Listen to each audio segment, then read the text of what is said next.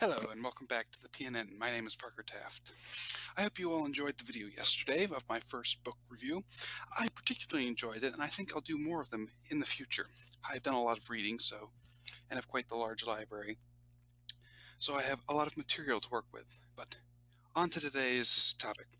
Basically, we're doing meditation, the basics. I know last week in my mindfulness episode, I mentioned the benefits of meditation, and I glazed over exactly what meditation is and how it can help you in your pursuit for mindfulness, focus, and better mental health. So today I'm going to go further in depth with that and start out with the basics. So let's get started, shall we? So first, there are three types of meditation. So you have concentration. This, I think, most people find the stereotypical meditation, the one you see on television or in pop culture. Basically, this is a person who is sitting, typically in pop culture, it's cross-legged, meditating and having their eyes closed and going, Om, Om, Om. Well, it really doesn't have any spiritual significance, but the word is in and of itself, Om, the statement, helps focus the mind in some of the more traditional meditation practices, but it doesn't necessarily need to be the word Om, as stereotypically done. It can be anything. It can be you focusing on your breath or a point on the wall, or it can be also you repeating a mantra. Om is technically a mantra, even if it is a nonsensical word. It could be, money or food, chicken, chicken, chicken. Now, I wouldn't advise anyone to do a mantra of chicken, but you can if you want to. So moving on to mindfulness meditation. Now, this is what I referenced way back on my episode last week, talking about mindfulness. Basically, the practitioner observes the wandering thoughts and ideas without judging them, merely observing them and their effect on you. So, as I said, you sit back and you focus on your breath, and when you get distracted, like thoughts bubble to the surface, maybe it's about your math test, maybe it's asking someone to the prom, maybe it's finding a job for the summer, anything that it may be, these thoughts bubble and flow to your surface. And while you're breathing, focusing on your breath. And what you should do, according to the mindfulness meditation, is acknowledge the thought and then refocus yourself on your breathing and just casually observe the thoughts and emotions that flow through your head and the patterns that start to form over time as you observe them. And you'll find that you gain a better sense of control over them for the first, and a big portion of this is without judging them. If you judge all of your emotions as good or bad, it starts to create a up and down sort of, ooh, positive, then negative. No, this isn't supposed to be. It's supposed to be a calming effect. It's supposed to balance you out from the extremes of super, super happy and super, super depressed. It's supposed to balance it out.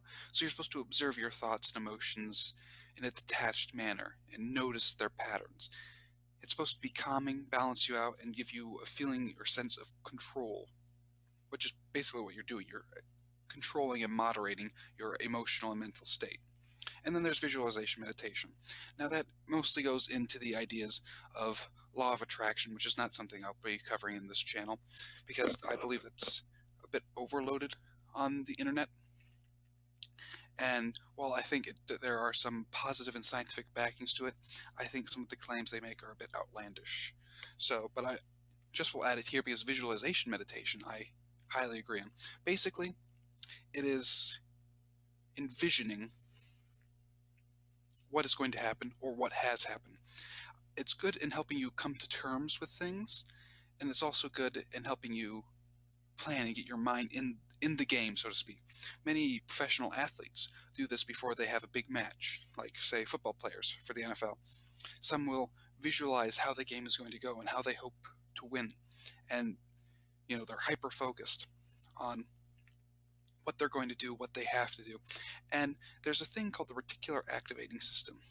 It's basically the learning method by which we're able to copy someone and learn a skill by copying someone, because we can put ourselves in their place and see how things go together and then duplicate it. And the mind can't tell a memory in the real world from a visualization. So while you're practicing, say, sport, you can practice in the real world, say throwing a basketball and getting hoops and dunk shots and stuff like that. Well, you can practice in the physical world, which will give yourself muscle memory, and then you can visualize it mentally during your meditations, and your mind will start to feel like it's actually physically practice it, and you'll see your skills markedly improve. At least there's some scientific basis to that. Plus, it also helps you cope with, emotions or how you want to do your day. So every day, I personally do what they call segment intending. It's something I learned at Mind Valley Academy, a meditation and mental health and self-development uh, series of producers that I find very enlightening. So basically, segment intending is in the morning. You sit down, and it's a visualization meditation, and you go through and you see how your day is going to go. And first off, it gets you into a positive mental mindset because it's like, yeah, I'm going to accomplish what I want to accomplish today and all that. Even if you don't necessarily accomplish it all, it still gives you a sense of well-being as you're going into the day, and but also it gives you sort of like a mental plan and imprints on your brain what you need to get done. So it gives you a bit of an extra motivation to accomplish it. So yeah, visualization meditation. I like it personally, but it's a bit more advanced than someone who's just starting out in the beginning. So there are other types of meditation, mainly walking meditation, which I believe I briefly mentioned in the mindfulness lecture last week. And basically, you're doing a mindfulness meditation that I previously mentioned, but you're walking instead of sitting or lying down in a room. And then there's Tai Chi and Qigong. Many of you have probably heard of Tai Chi, less of you probably Qigong. Basically, they're roughly the same thing, but one is practicing a series of mindful body movements like yoga, going to pose to pose to pose, whereas uh, Qigong is practicing a single mindfulness movement, like a repeated stretch over and over again. So yes, those are a few of the other types of meditation. Now, how do you get started on meditation? Well, it's quite simple, really. Many people think it's so hard or you need years and years of reading and studying. No, it isn't. You can start out with the basic 5 steps I have here up the screen. Basically, you sit or lie comfortably in a chair, on your bed.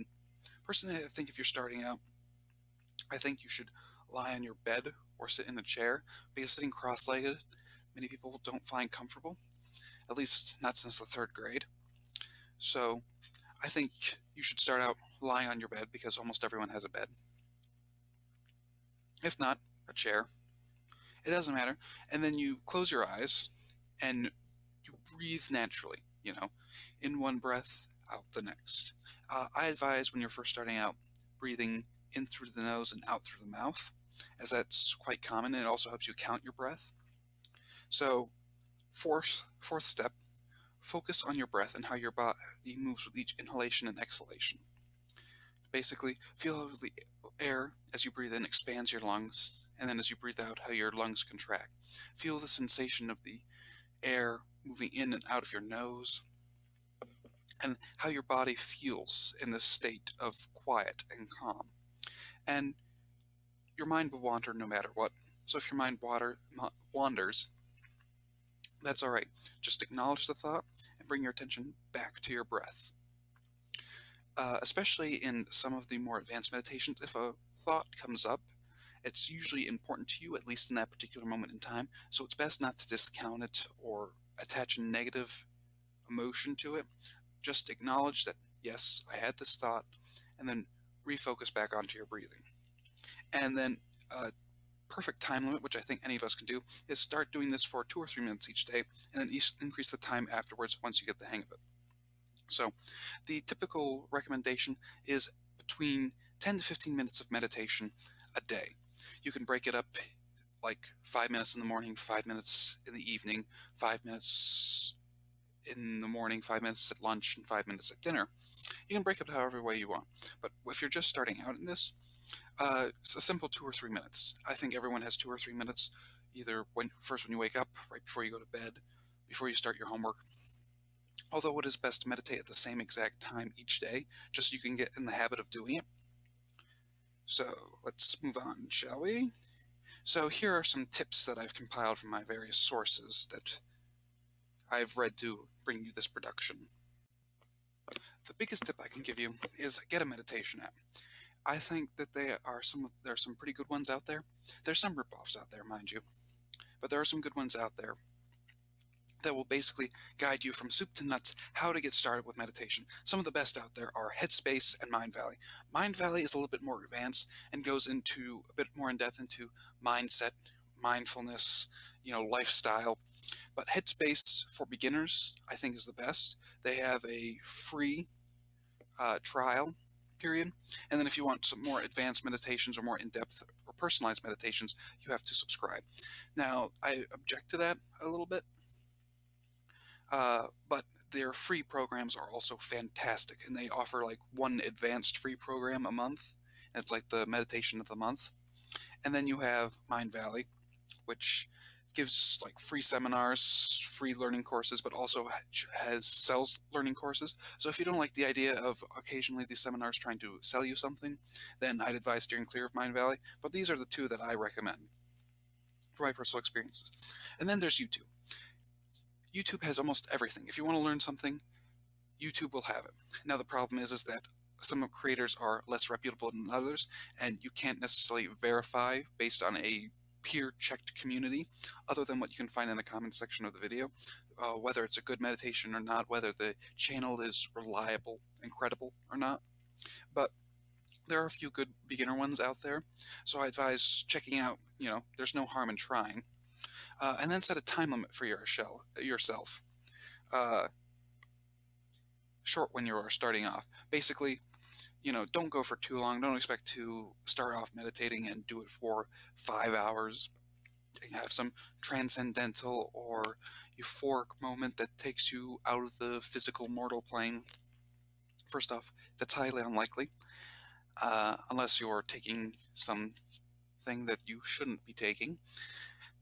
But meditation is merely just to quiet the mind and give you a sense of well-being and to stabilize your emotions and look inward on yourself. So setting a time limit of starting out 2 to 3 minutes and then eventually going up to maybe 5, 10 minutes, 15 minutes, and working your way up from there is the most beneficial if you want to achieve meaningful results. And then be kind to your wandering mind. As I previously mentioned, everyone's mind wanders during meditation.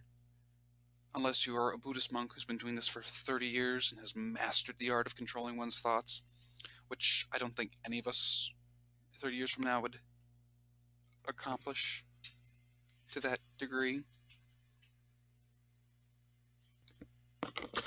All of our minds wander, from the beginner student all the way up to some master guru. Our minds always wander when we are meditating. When we are meditating. It's just a human facet that we have a hard time focusing on one thing at a time. And actually, that's one of the good things of meditation. It can help you increase your level of focus and your ability to focus on one thing at a time. So if a thought comes up or something like that, acknowledge it, observe it. What is it? What is my emotions and feelings towards it? But don't tag it with a negative or positive emotion because it interrupted your stream of thought. Just observe it and then refocus in on yourself after you're done with that. Breathe in, breathe out, and then start doing it again. Another tip when you're first starting out, try counting your breaths because it helps you remain focused and prevents those interruptions. And then close with kindness. Now, this is something I picked up on one of the articles I was reading regarding this.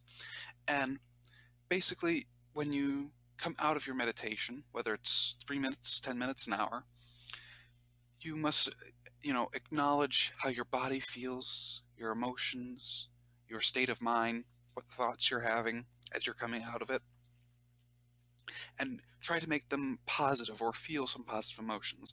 Like if we're visualizing a memory or something like that, think of a positive aspect of that memory or a lesson you learned.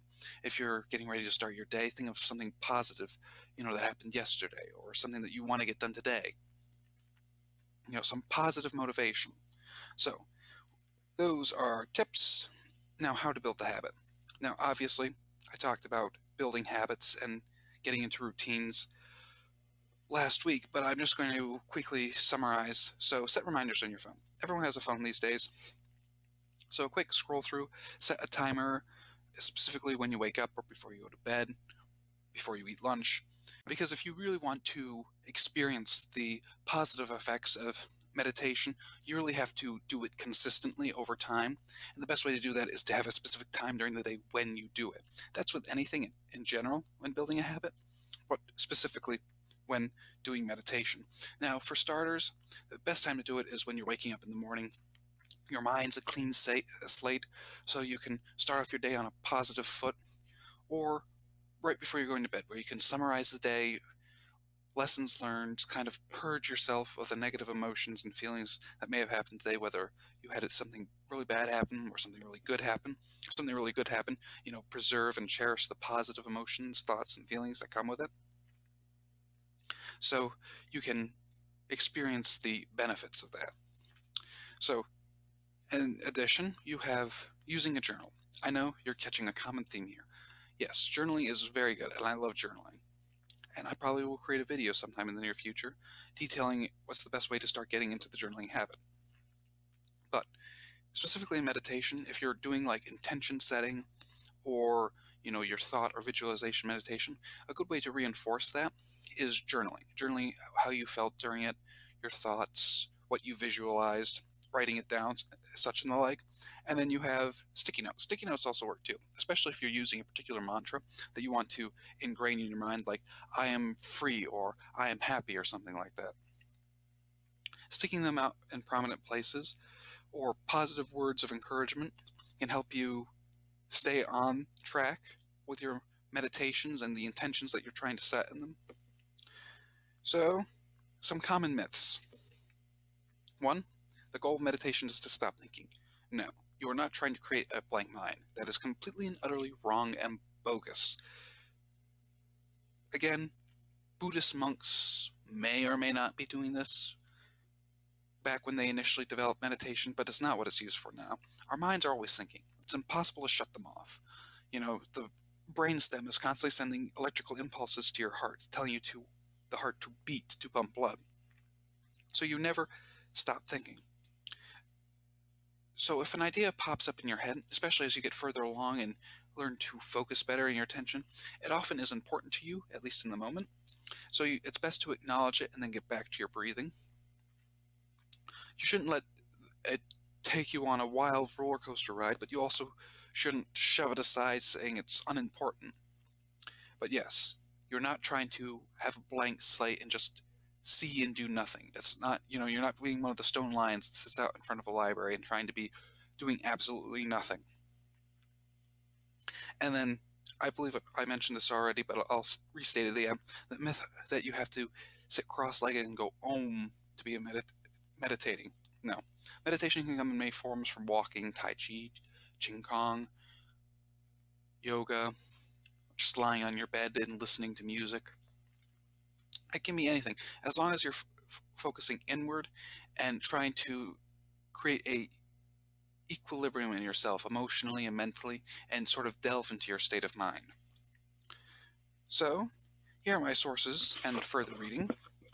If you like this video, don't forget to like and subscribe. If you like our content, drop a comment in the comment section telling us what you think we should add. In addition, for those of you taking part in the 30-day challenge, I'd like you to update me on how you're doing and if any of my tips have been helpful for you. And for those of you who have stayed past this point, I got a little bonus for you. Mindfulness breathing for teens. Since this channel is garnered towards teens, I thought this would be important for you.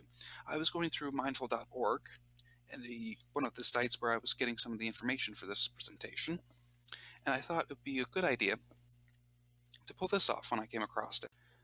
Alright, so let's get started, shall we?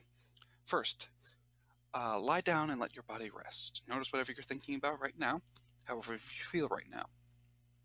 Now when you're ready, take 3 deep breaths while paying attention to the rising and falling of your belly. We're not trying to do anything special, except just notice the sensation, what it feels like. Place your hand on your belly as best you're able. Pay attention to the rocking of your hand with each breath. Recognize that your mind will go off somewhere else over and over again, or you might feel restless. All of that's normal. All of that's totally fine. Each time you notice your attention is gone somewhere else, come back again to your hand rising and falling on your belly. If you'd like, count your breaths, sticking to small groups. Perhaps you could count up to 5 and then start again at 1. Each time you lose track, simply start over. Note any tendency to get frustrated. There's no need to, and distractions will happen. Breathe in 1, breathe out 1. Breathe in 2, breathe out 2. Breathe in 3, breathe out 3. Continuing at your own pace, and coming back again to breathing in and breathing out. Wherever your mind's gone, allow those thoughts to be for just now. Allow them to show up and then continue on. Thoughts are normal. Everyone has thoughts continually throughout the day, throughout this type of practice. Come back gently and over again to the feeling of breathing right now. Allow your thoughts and feelings to show up because they will, and then each time come back again. Breathe in 1, breathe out 1. Breathe in 2, breathe out 2. And then again, coming back to the next breath, not trying to fix anything or change anything at the moment, or at this next moment. At some other time during the day, there might be something to act on, but right now, simply lie here, guiding your attention to the rocking of your hand, to the sensation of breathing. And when you're ready, if you'd like, open your eyes or continue to lie still. This has been adapted from Mindful Parenting for those with ADHD. Again, I hope you all enjoyed this presentation today. If you like this video, don't forget to like and subscribe. If you have enjoyed our content and would like to see more, drop a comment on what you think we should add to our presentations. Any comments, suggestions on improvements are also welcome. And that's it for today. I hope you enjoyed it. This is the PNN broadcast signing off.